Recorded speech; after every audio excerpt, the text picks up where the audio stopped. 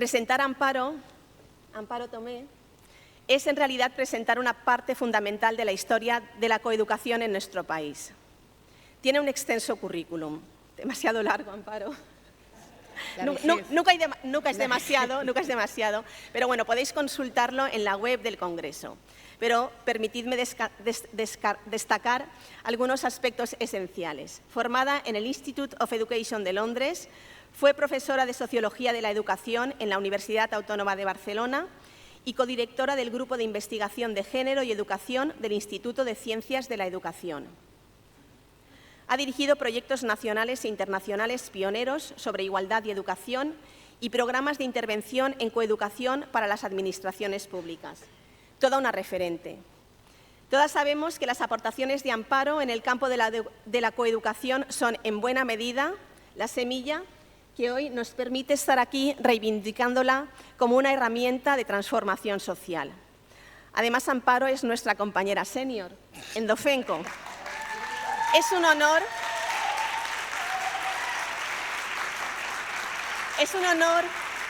honor contar con ella para la ponencia Aulas que incomodan al patriarcado. Gracias, Inma. Amparo, cuando quieras. Gracias. A ver, buenos días a todas las compañeras, amigas, conocidas y amigos, aunque pocos, pero bueno, irán llegando. Tenemos mucha paciencia y mucha esperanza. Yo quería, primero de todo, decir que estoy súper emocionada, porque este encuentro tiene que ver con, gracias, Inma, con los esfuerzos de las compañeras de Dofenco y con la necesidad social, educativa y política de cambio. O sea, yo creo que aunamos dimensiones sociales, políticas, educativas, coeducativas. Y la emoción me embarga, ahora lo hablábamos Marina y yo, que bueno, que ha sido un camino arduo, que sigue siendo arduo, complicado, difícil, pero que tenemos que seguir tirando y aquí estamos. Esto para empezar.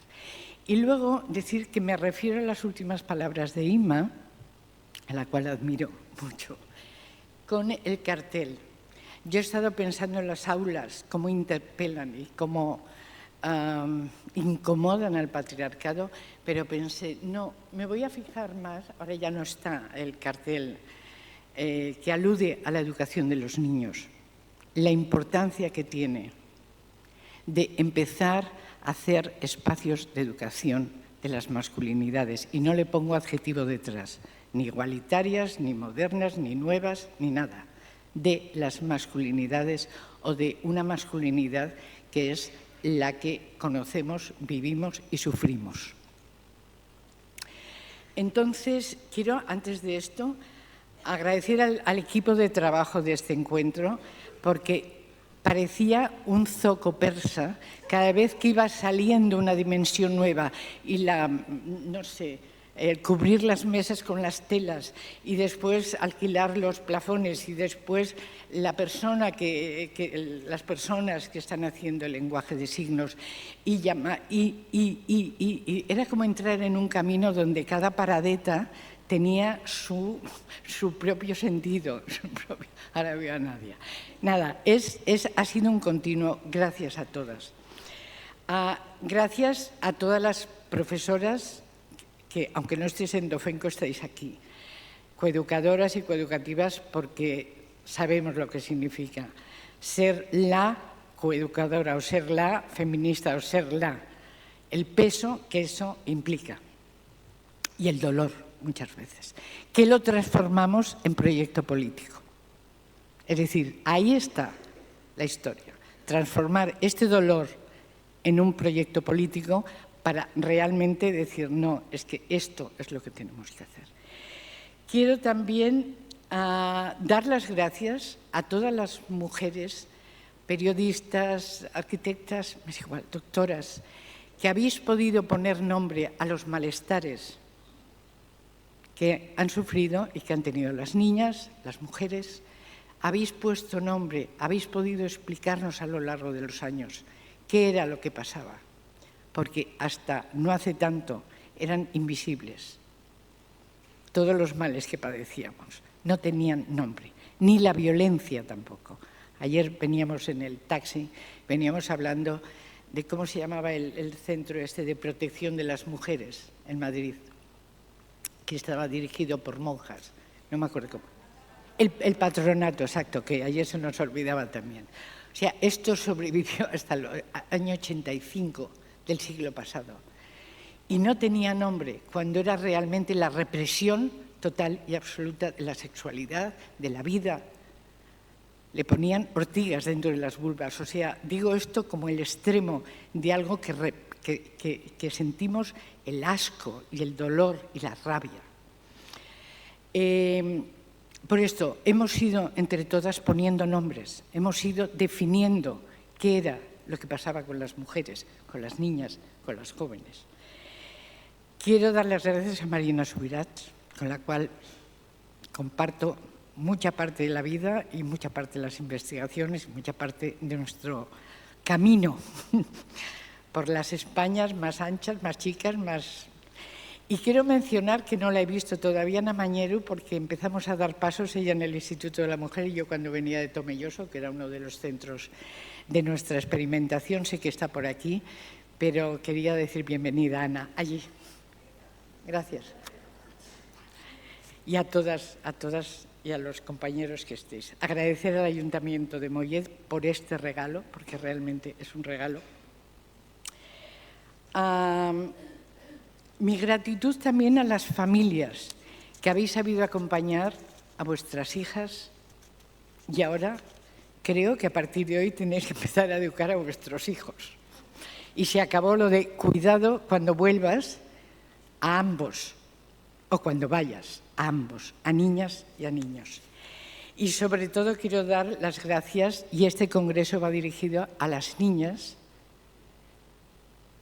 por ellas y para ellas, porque han sido capaces quizás de poder explicar lo que les estaba pasando.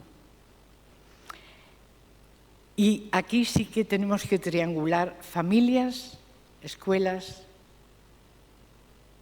alumnas y alumnos, niñas y niños. Así podremos empezar a visualizar la violencia que no vemos porque estamos en un sistema que hemos normalizado, que nos han hecho normalizar desde hace 4.000 años en Mesopotamia, que se llama patriarcado. Si 4.000 años nos han ido cubriendo de niebla, imaginaros espesa además, no podemos abrirla de repente. Entonces vamos tirando, vamos deshaciendo. Los orígenes del patriarcado es la primera desigualdad que sufren las mujeres, ni de clase ni de raza, cuando realmente ahí se definen qué es la propiedad privada y lo que se puede sacar de la propiedad privada. Primero fueron los rebaños, después las mujeres y los hijos de esas mujeres y las hijas para venderlas. Ahí empieza la explotación sexual. Entonces, el hecho de cómo entra este poder patriarcal en las escuelas y cómo no lo vemos. Entonces quiero hacer un pequeño recorrido de dónde está, cómo lo podemos visualizar y cómo podemos, por supuesto, desmembrarlo o partirlo por lo menos para poder tener instrumentos de cambio. El primero de todos es el poder, es decir, las violencias contra las niñas y las mujeres sí que son violencias sexuales, pero sobre todo es que quede claro que aquí el que manda soy yo y que vas a hacer lo que yo quiero. Esa intimidación, esa agresión es yo soy el que digo lo que hay que hacer. Este poder patriarcal funciona en las escuelas. Voy a decir algunas cosas porque si no tendríamos que estar, cada dimensión tendría, casi para una hora. ¿Quién decide y quién ejecuta en las escuelas? ¿Quién toma las decisiones? Esto es lo primero que tenemos que tener claro. ¿Somos las mujeres, que somos la mayoría en los centros educativos, o no? ¿O nos vienen dadas ya las normas desde otros centros, desde otras instancias, para que se decida algo que ya viene decidido por nosotras? Los usos de los espacios, que todas sabéis, el uso del espacio suele ser el más visible, no el invisible, que es lo que cuando vas haciendo investigación en las escuelas ves que las tutorías más invisibles son casi siempre las que recaen sobre las mujeres, porque están unidas a algo que se dice que tenemos más biológicamente, que es el cuidado. No, el cuidado se aprende, el cuidado se enseña. El cuidado es, de alguna forma, la ternura que pones en comprender qué pasa. Y tenemos que educar a los niños en la ternura y en el cuidado. Los usos de los espacios tienen que ser por igual visibles, niñas y niños. En los patios, en las aulas, en las entradas, en las salidas, en todo. Esta es otra de las dimensiones donde se ve el poder patriarcal. La autoridad y la disciplina, cuando los niños gritan, cuando los niños escriben mal, lo entendemos porque es que son muy activos. Pero a las niñas se les reprime. Escribe bien, no te sientes así. Estate callada. Estos mandatos lo que hacen es reproducir la desigualdad.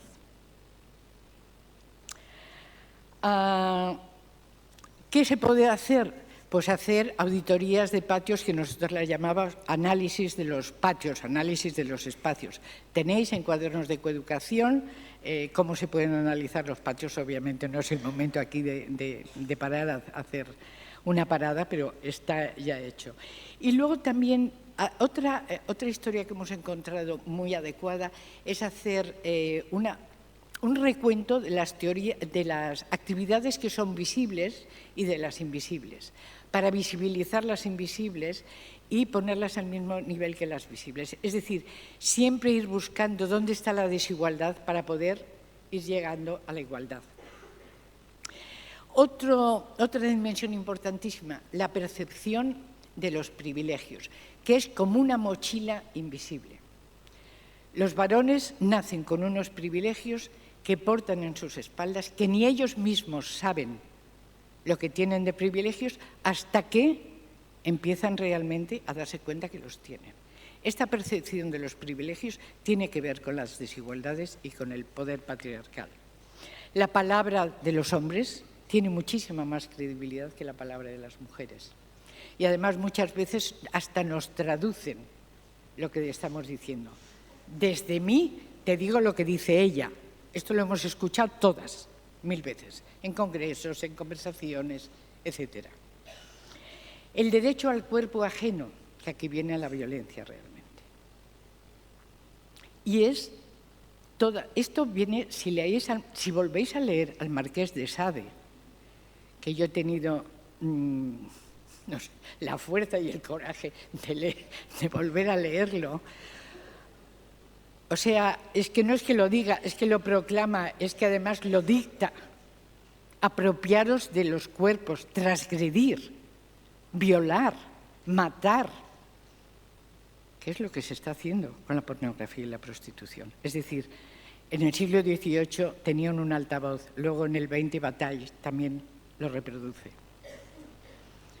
Pero está dando permiso a algo que se está cometiendo en estos momentos: asesinatos, crímenes, violaciones continuas y constantes cada 5 minutos. Una de cada 5 niñas antes de la edad de la adolescencia ha sido abusada y 1 de cada 7 niños ha sido abusado antes de la adolescencia, vaya. Y estas cifras vienen desde los 80 y no han variado. Posiblemente si hiciéramos ahora habría bajado la edad. Y la interrupción del monopolio de la palabra, que ya lo habíamos visto. Hay que hacer un mapa de privilegios que ocurren en el aula. Y todo esto nos lleva a la conciencia de los espacios que habitamos conjuntamente, chicos y chicas. En cuanto realmente ponemos el ojo, la mirada en qué está pasando en el aula, qué pasa en los patios, qué pasa en los pasillos, qué pasa en la toma de decisiones que toma. Es esto, mapear los privilegios del aula. ¿Quién ocupa el centro? ¿Quién elige tal? ¿Quién manda callar? Registros de turnos de palabra. Otro es el permiso cultural que existe. Todas las series, si vamos analizando las series, bueno, pues tienen un hilo conductor casi siempre. Volvemos a reproducir las desigualdades entre hombres y mujeres. Y todo esto es el ámbito que nos rodea.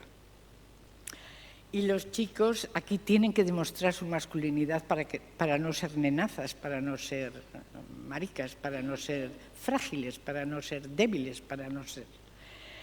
hay que parar las burlas cuando los chicos son sensibles. Hay que parar las burlas en el aula. Mira este. O sea, hay que tener códigos de conducta en este aspecto, por mucho que lo dijera Sade, que había que poner prostíbulos en todas las ciudades porque era lo más habitable y lo que hacía más libres las personas. No son prostíbulos. Necesitamos espacios de sensibilidad, de cuidado, de ternura.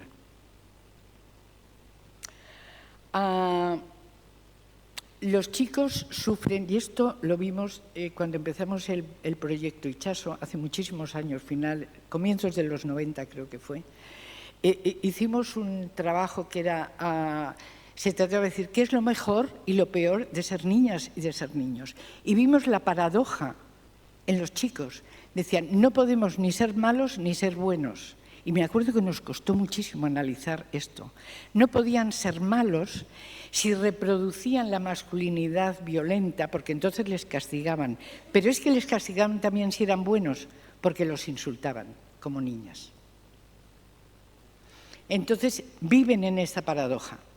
Entonces hay que, de alguna forma, explicar que no, es decir, lo que tienen que parar es la violencia, lo que tiene. Pero pensad que están ahí y siguen estando ahí, la gran mayoría de ellos.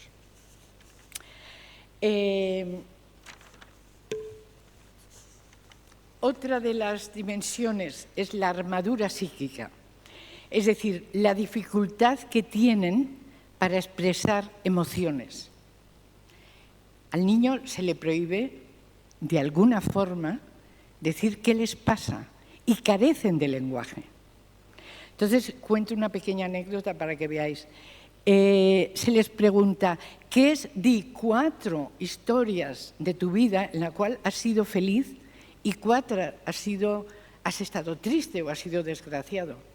Bueno, pues en las aulas donde lo hicimos, el 80 y pico % de los niños decían, soy feliz cuando gana el Barça, soy infeliz cuando pierde el Barça.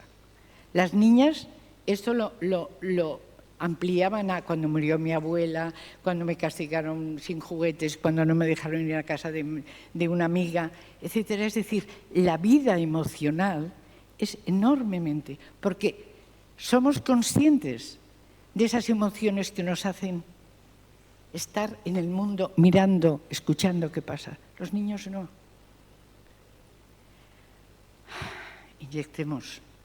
Inyectemos de alguna forma las emociones que no sean violentas en los críos. Es decir, la armadura psíquica con la que están, que solamente se les permite, depende qué conversaciones, qué emociones tienen que sacar y por qué causas.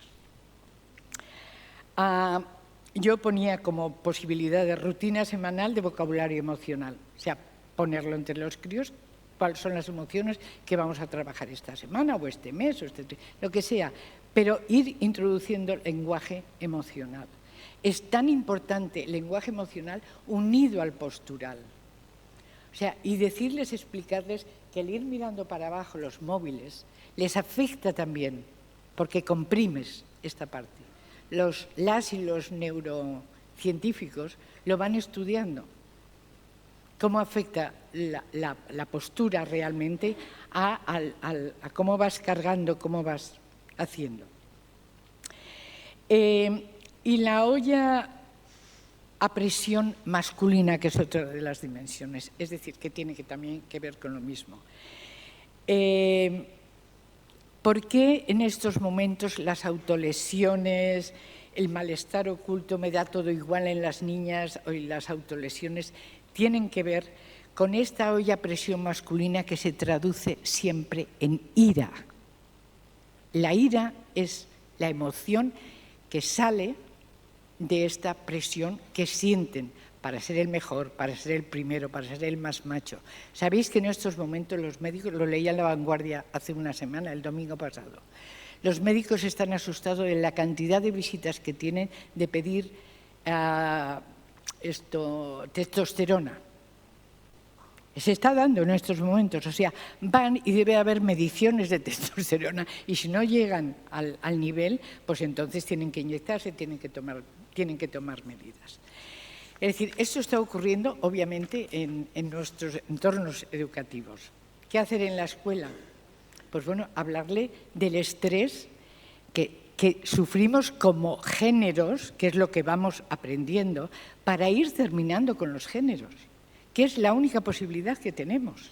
Acabemos con los géneros. Hay dos sexos y los géneros los podemos intercambiar hasta que acabemos. Y los niños y las niñas decidan a qué quieren jugar, a cómo se quieren vestir, con quién quieren... Es decir, acabemos con esta tiranía de los géneros. Y mientras tanto, sigamos haciendo lo que nos toca hacer. Hacer más deportes mixtos, que sean cooperativos y no competitivos, aunque la competición está bien, depende, bueno, todas sabemos de esto. Y luego, obviamente, mirar al pasado, lo que nos retrotrae es esto, a todas las vivencias y experiencias que a lo largo de la vida, ayer lo comentábamos cuando veníamos en el Cabify, hemos vivido, hemos presenciado, ¿qué es que dices? Dios mío, yo me he puesto a pensar ahora y he dicho, pero bueno, si es que he vivido en mi vida tantísimas experiencias de violencia sexual que es tremendo. No os puedo... podría pasarme 1 hora y pico explicándoos, pues eso, en una excursión cómo los conductores se querían violar a 3 niñas, cómo en una escuela pequeñita de un pueblo de Asturias, el padre que mata a los hijos y luego se suicida, cómo prepara este asesinato 2 años antes para hacer ver a la escuela que la madre estaba loca hasta que acaba, y cómo el profesorado se siente culpable, desculpabiliza, que fue lo que me pidieron a mí. Haz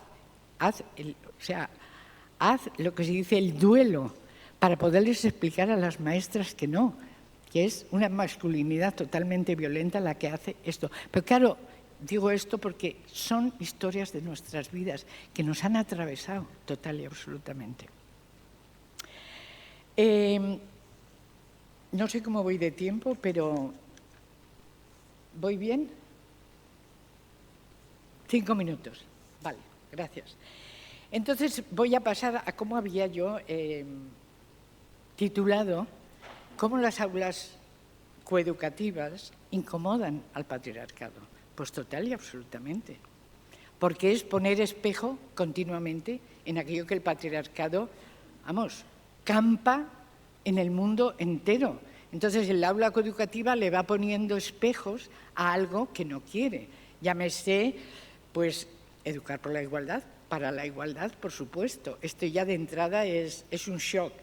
Prevenir la violencia sexual, otro. Y el tercero, garantizar que cada niña y cada niño tenga un proyecto de vida, que puedan tener más libertad en elegirlo que lo que tuvimos nosotros.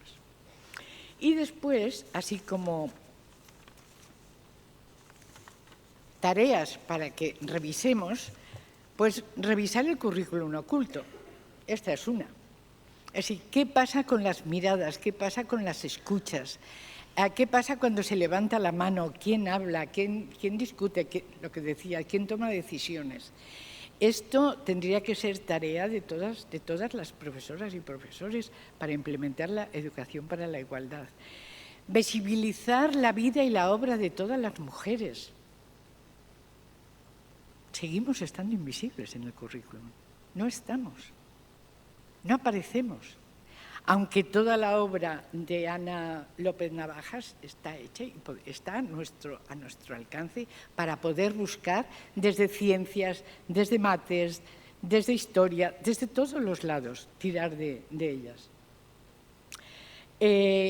Abandonar el masculino genérico, por favor. O sea, si no nos nombramos, no existimos.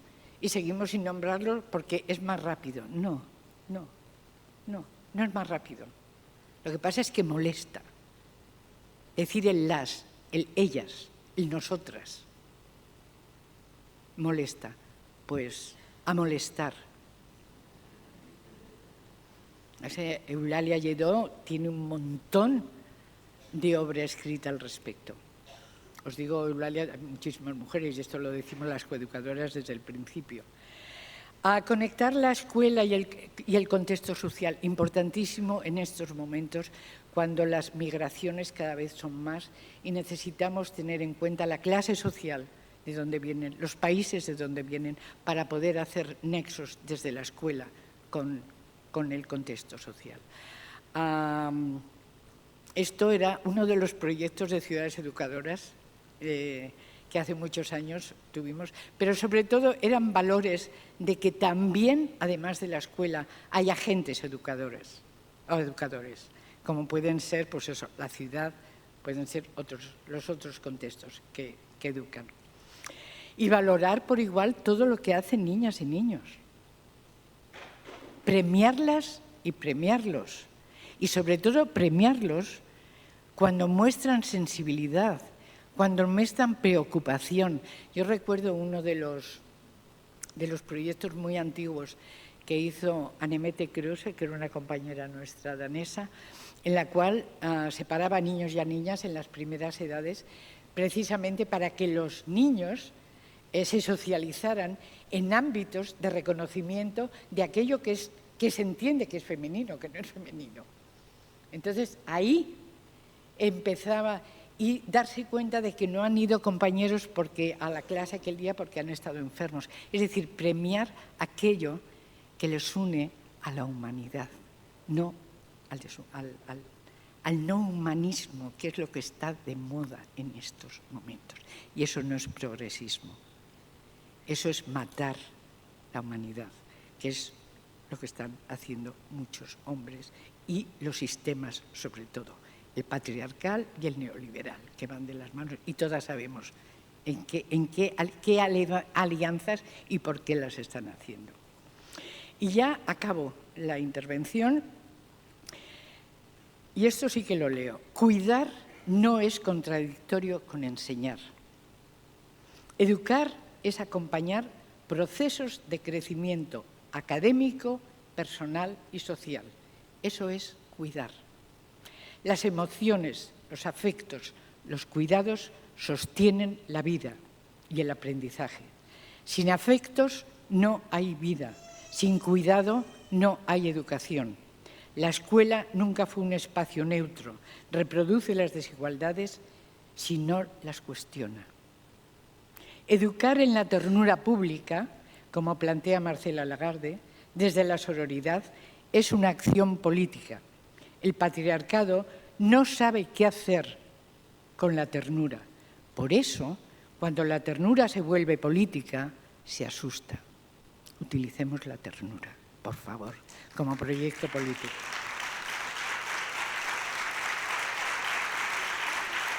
Gracias. Acabo ya. Cuando las aulas coeducan, incomodan porque están vivas, porque cuestionan, porque interpelan.